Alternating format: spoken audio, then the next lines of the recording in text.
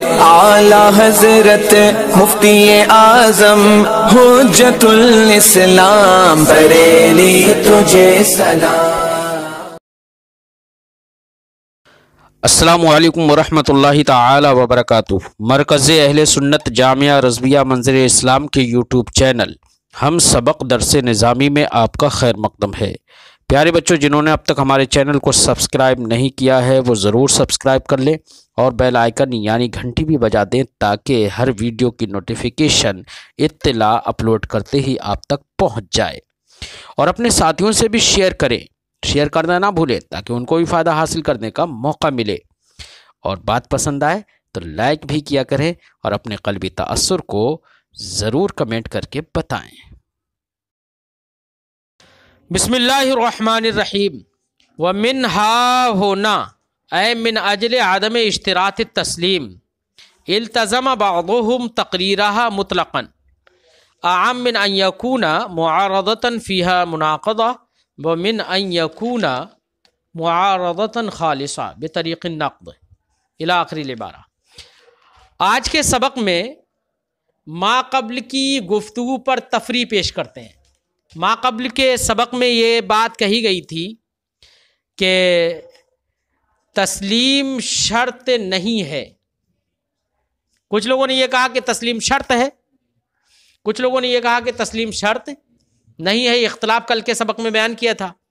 صاحب شرح نے بتایا کہ اگر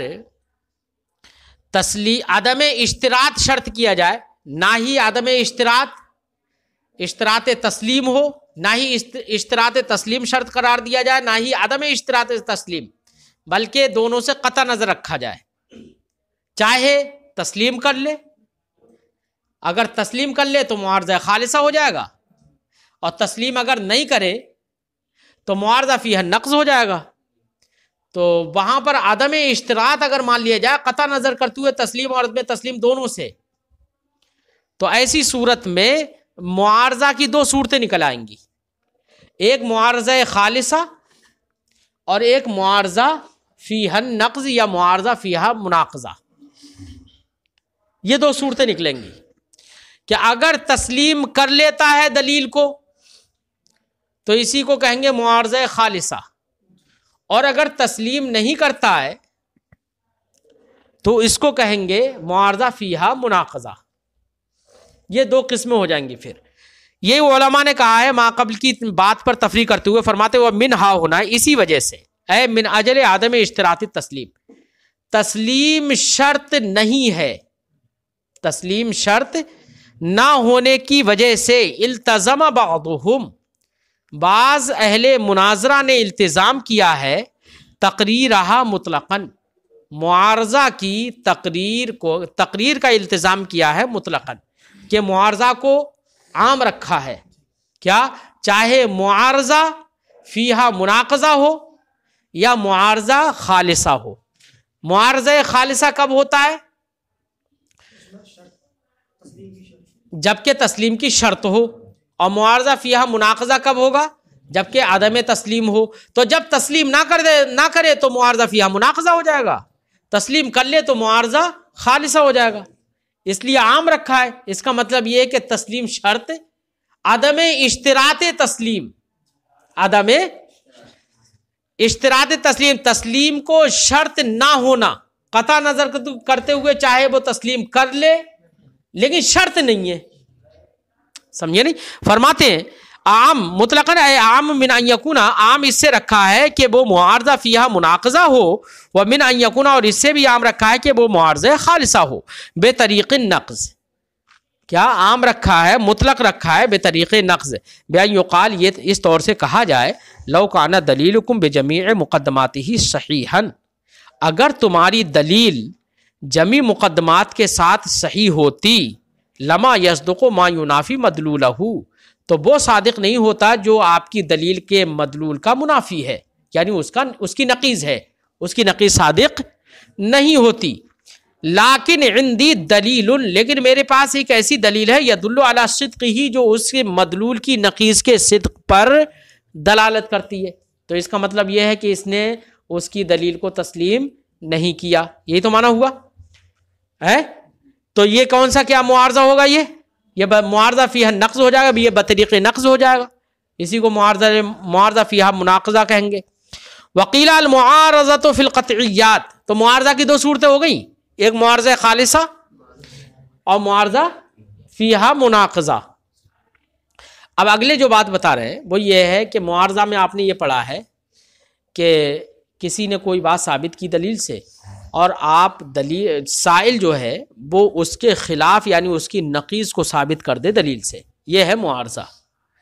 تو دیکھو ایک یہ معارضہ جو ہوگا یہ قطعیات میں نہیں ہوگا، معارضہ قطعیات میں نہیں ہوگا، چاہے وہ قطعیات عقلیہ ہوں یا قطعیات نقلیہ ہوں۔ قطعیات کے اندر معارضہ نہیں ہوتا ہے، کیوں نہیں ہوتا ہے؟ اس کی وجہ کیا ہے؟ اس لیے نہیں ہوتا ہے، مثال کے طور پر دو دلیلیں قطعی ہوں، چاہے وہ عقلی ہوں چاہے وہ نقلی ہوں، اگر ایک دلیل جو ہے وہ تو کسی مسئلے کو کسی حکم کو ثابت کرے گی اور ہے وہ بھی قطعی، تو اس حکم کا نفس الامر میں قطعی طور پر ثبوت لازم آئے گا۔ جب دلیل قطعی ہے تو حکم کا ثبوت قطعی ہوگا، تو نفس الامر میں اس حکم کا ثبوت کیا ہو جائے گا؟ قطعی ہو جائے گا۔ اب ایک دوسری دلیل قطعی اس کے نقیض کو ثابت کرے گی، اس کی نقیض کو ثابت کرے گی، اور وہ بھی ہوگی دلیل قطعی، تو اب اس کی نقیض کا ثبوت بھی نفس الامر میں کیا ہوگا؟ قطعی اور یقینی ہوگا۔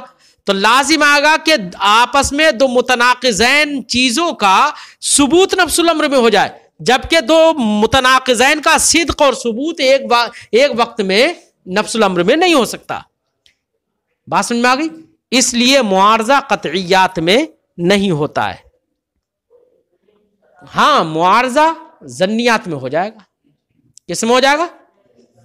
لیکن دلائل عقلیہ جو ہوتے ہیں وہ قطعیہ ہوتے ہیں، اس لیے معارضہ جیسے کہ قیاسات فقہیہ ہیں وہ ظنیہ ہیں، ان کے اندر معارضہ ہو سکتا ہے۔ کیوں؟ اس لیے کہ یہ ہو سکتا ہے کہ ایک قیاس سے جو حکم ثابت ہو رہا ہے وہ بھی ظنی ہے، قیاس بھی ظنی ہے، دوسرے قیاس سے دوسرا حکم ثابت ہو رہا ہے، تو ایک قیاس سے جو حکم ثابت ہو سکتا ہے وہ ایک خطا ہو اور اس کا معارض دوسرا قیاس ہو جس سے حکم صحیح والا حکم ثابت ہو رہا ہے، تو وہاں پر تعارض ہو سکتا ہے نفس الامر میں، کیونکہ دونوں کا ثبوت نفس الامر میں لازم نہیں آئے گا خلاف کا حکم، اور دلیل قطعی سے ثبوت یقینی ہو جائے گا، اس لیے نقیضین کا ثبوت نفس الامر میں نہیں ہو سکتا، اس لیے معارضہ قطعیات کے اندر نہیں ہوتا ہے۔ بات سمجھ میں آ گئی؟ فرماتے ہیں وقیلا، اور کہا گیا ہے المعارضہ فی القطعیات اے الدلائل العقلیہ، معارضہ دلائل عقلیہ میں، والنقلیہ الیقینیہ، ایسی دلائل نقلیہ یقینیہ میں معارضہ راجعۃ الی النقض، نقض کی جانب راجع ہوتا ہے، حقیقتاً معارضہ نہیں ہوتا ہے۔ اگر معارضہ کیا جاتا ہے قطعیات میں تو وہ در حقیقت نقض کی جانب لوٹتا ہے، اور نقض کا مطلب سیدھا سیدھا کیا ہوتا ہے کہ ایک دلیل کو باطل کر دینا، سمجھے نہیں؟ کیونکہ معارضہ میں باطل کرنا نہیں ہوتا ہے، معارضہ میں خلاف کو ثابت کرنا ہوتا ہے، تو نقیضین کا ثبوت ہو جائے گا، اور نقض میں کیا ہوتا ہے؟ ایک دلیل کو باطل کر دینا، جب ایک دلیل کو باطل کر دیا تو اس کا مدلول بھی باطل ہوگا، جب مدلول باطل ہوگا تو نقیضین کا صدق نہیں ہو پائے گا۔ مجھے سمجھ میں آ گئی؟ فرماتے ہیں اگر قطعیات کے اندر معارضہ واقع ہو تو کہا گیا ہے کہ وہ معارضہ راجع ہوگا نقض کی جانب، کیوں؟ لامتناع اجتماع القطعیین المتنافیین، کیونکہ دو قطعی متنافیین کا اجتماع محال ہے بحسب نفس الامر کے اعتبار سے، اور معارضہ میں یہی لازم آئے گا۔ وَيُسَمَّى الْمَذْكُورُ مُعَارَضَةً فِيهَا النَّقْضُ، اگر کہیں پر قطعیات کے اندر معارضہ ہو رہا ہے تو وہ معارضہ لوٹ رہا ہے کس کی جانب؟ رجوع اس کا کس کی طرف ہے؟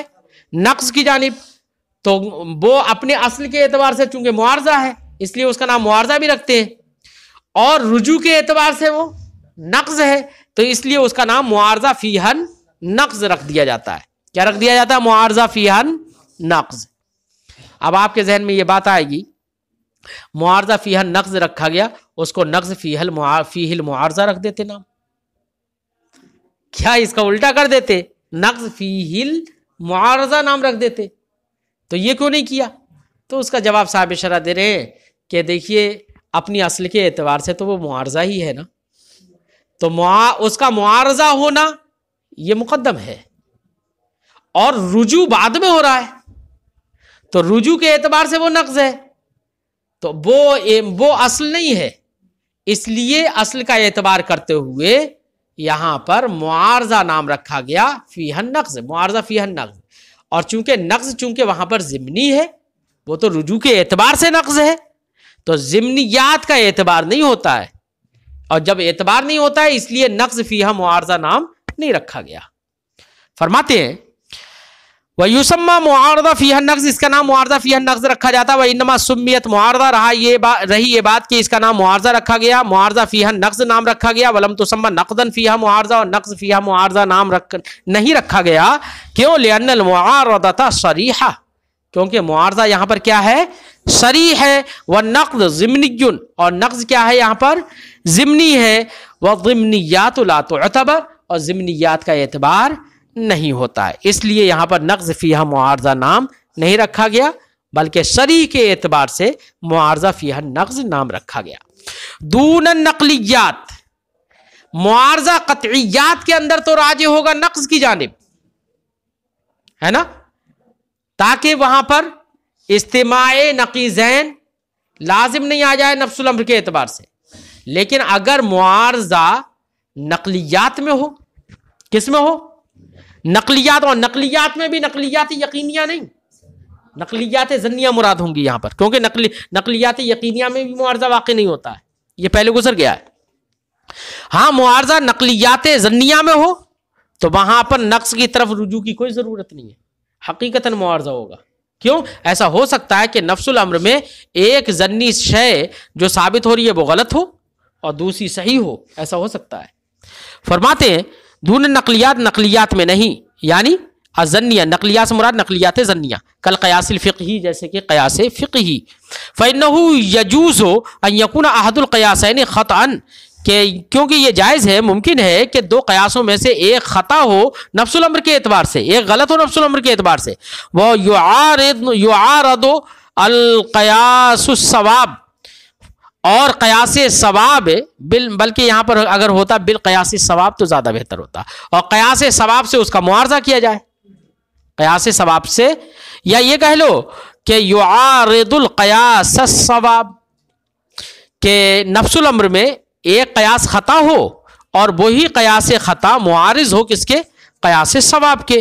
فلا حاجت الی القول برجوعہ، تو یہاں پر اس کو نقض کی طرف رجوع کا قول کرنے کی کوئی ضرورت یہاں پر نہیں پڑے گی. کیوں؟ اس لیے کہ یہاں پر تو استماع متنافیین لازم ہی نہیں آ رہا ہے، ایک غلط ہے ایک صحیح ہے نا، ایک کی تردید ہو جا رہی ہے دوسرے سے. وقیلا، اور ایک بات یہ بھی کہی گئی ہے، ہوا اے معارضہ فیہ النقض، اب کہہ رہے ہیں ہوا کہہ دیا صاحب کتاب نے ہوا، حالانکہ ماقبل میں بات گزری ہے معارضہ فیہ النقض کی، تو معارضہ تو مؤنث ہے تو ہوا کیوں کہہ دیا؟ تو صاحب شرح فرماتے ہیں یار ہوا ماقبل میں جو مصنف نے کہہ دیا وہ اس لیے کہہ دیا، ماقبل میں جو معارضہ ہے نا وہ مصدر ہے اور اس کو مذکور کی تعبیل میں لے لیا ہے، اس لیے ہوا کہہ دیا.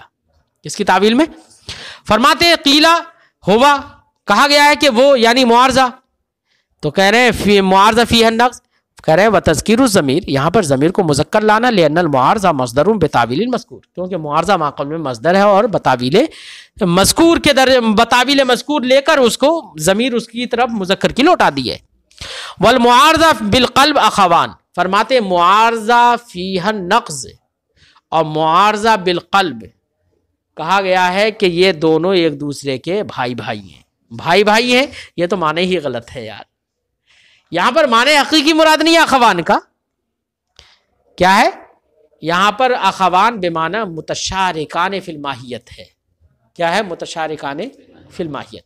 کہا گیا ہے کہ معارضہ فیہ النقض اور معارضہ بالقلب یہ ایک دوسرے کے شریک ہیں ماہیت میں، ایک دوسرے سے مشابہت رکھتے ہیں، اشتراک فی الماہیت دونوں میں ہے، دونوں ایک ماہیت میں شریک ہیں. کیسے ہیں شریک؟ بھئی معارضہ بالقلب میں ہوتا کیا ہے؟ جو دلیل بعین ہی دلیل جس میں کوئی فرق نہیں ہوتا ہے، ایک ہوتا ہے معارضہ بالمثل، ایک ہوتا ہے معارضہ بالغیر، ایک ہوتا ہے معارضہ بالقلب. جو دلیل آپ کی تھی نا، ابھی آپ نے اپنے دعویٰ کے موافقت میں اپنے دعویٰ کے ثابت کرنے کے لیے آپ نے دلیل دی، اسی دلیل کو بعین ہی کچھ بدلاؤ کر کے ہلکا، اور اس نے آپ کے خلاف دلیل بنا دی. کیا بنا دی؟ آپ کے خلاف دلیل بنا دی. تبھی تو ہے یہ معارضہ بالقلب. تو جو دلیل آپ کی موافقت میں تھی اب وہی دلیل آپ کے خلاف ہو گئی، تو اس کو کہیں گے معارضہ بالقلب ہے. اور معارضہ فیہ النقض میں کیا ہوتا ہے؟ اس میں بھی یہی ہوتا ہے. اس میں بھی معارضہ بالقلب ہی کی ماہیت پائی جاتی ہے. جب یہ چیز دونوں میں پائی جا رہی ہے تو اشتراک فی الماہیت پا لیا گیا. اس اشتراک فی الماہیت کی بنا پر یہ کہا گیا ہے کہ معارضہ فیہ النقض اور معارضہ بالقلب دونوں اخوان ہیں. بات سمجھ میں آ گئی؟ فرماتے ہیں وقیلہ یہ کہا گیا ہے کہ معارضہ بالقلب اور معارضہ فیہ مناقضہ اخوان، دونوں اخوان ہیں، اے متشارکان فی الماہیت والحقیقہ، متشارک ہیں ماہیت اور حقیقت میں، یعنی ذاتاً دونوں متحد ہیں. ذاتاً دونوں کیا ہیں؟ متحد ہیں. والتغایر بینہما بالاعتبار، دونوں کے درمیان تغایر جو ہوتا ہے وہ بالاعتبار ہوتا ہے. تو کس اعتبار سے تغایر ہوتا ہے؟ وہ فرماتے ہیں باعتبار انہا تقلب دلیل المستدل شاہدن علیہ بعد ان کان شاہدن لہو، کہ یہ اعتبار اس اعتبار سے دیکھا جائے، یہ اعتبار کیا جائے کہ دلیل مستدل کی دلیل کا پلٹنا ہے.